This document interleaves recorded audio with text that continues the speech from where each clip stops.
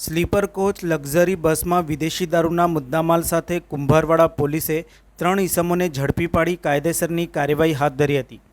પ્રોહીની પ્રવૃત્તિ કરતા ઈસમો ઉપર કાર્યવાહી કરવા કુંભારવાડા પોલીસ સ્ટેશનની ટીમ પેટ્રોલિંગમાં હતી।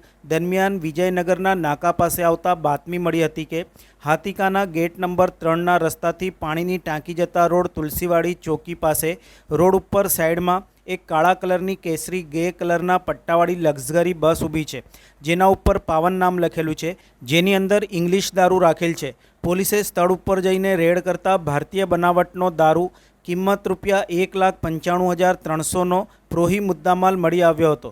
પોલીસે રાજસ્થાનના આરોપી ઈશ્વરસિંહ મોહનસિંહ રાવત, નારાયણસિંહ રાવત તથા શંકરસિંહ રાવતને ઝડપી પાડ્યા હતા। પોલીસે વિદેશી દારૂ Ashok Leyland limited camper van કિંમત 18 લાખ, 3 મોબાઈલ મળી કુલ 20,19,800નો મુદ્દામાલ તપાસ અર્થે કબજે કરી કાયદેસરની કાર્યવાહી હાથ ધરી હતી।